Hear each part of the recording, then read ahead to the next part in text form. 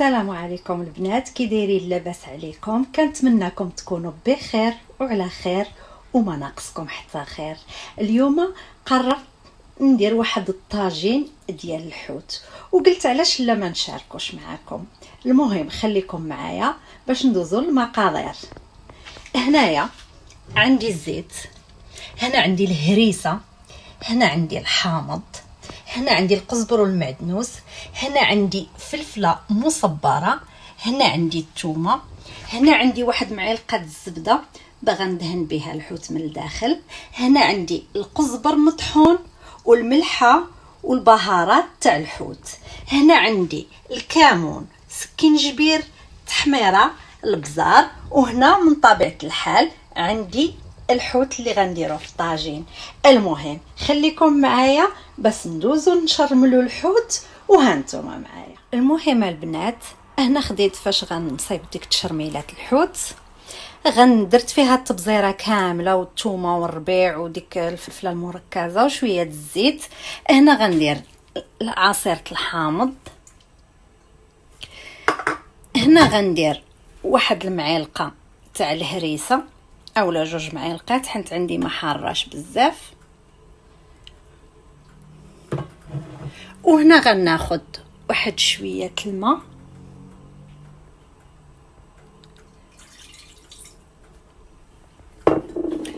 وهنا ديك الزبده حليت الحوته ودهنتها مزيان بالزبده، حيت هاد الحوته عندي غنديرها في الطاجين، ولكن الطاجين ديال الفران.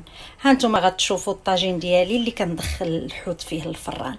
المهم انا غصايبت الشرميله غادي نخلطها مزيان ان شاء الله معاكم. هانتوما البنات، ملي صايبت الشرميله ديالي مزيان خلطتها مزيان، دابا غادي نشرمل هذاك الحوت، نشرملو مزيان ونخليه واحد الساعه ولا ساعتين، وندوز باش نصايب الخضره ديالي في الطاجين. وهانتوما معايا.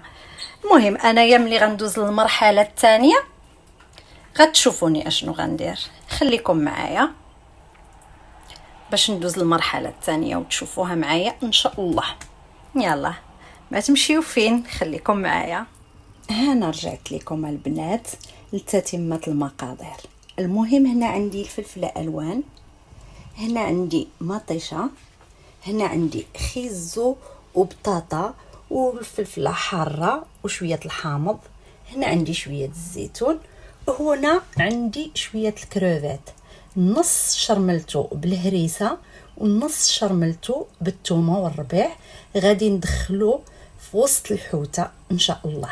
ايوا هانتوما معايا، خليكم معايا باش نشوفوا التتمه ديال الوصفه ديالي.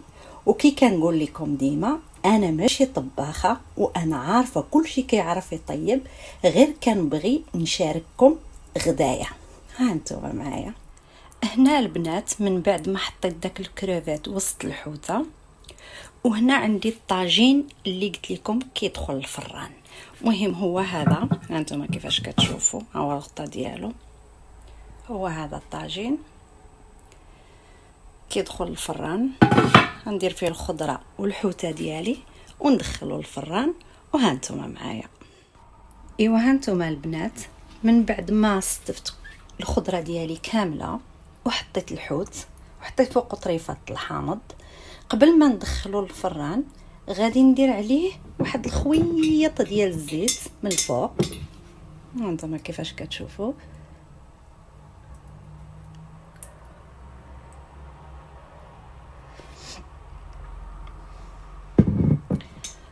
ودابا غادي نغطيه ان شاء الله، وغادي ندخلو الفران. ومن بعد ما نخرجو من الفران غنوريكم النهايه ديالو كيفاش جات. يلا خليكم معايا للمرحله الاخيره ان شاء الله، وكنتمنى يعجبكم. تبارك الله عليكم. ايوا هانتوما البنات، من بعد ما خرجتو من الفران نشاركو معكم. وهذا انا كي شفتو ما درتش فيه الماء نهائيا، خليت غير الخضره طلقات الماء ديالها. وهذا هو الشكل النهائي، وكنتمنى يعجبكم. وتبارك الله عليكم.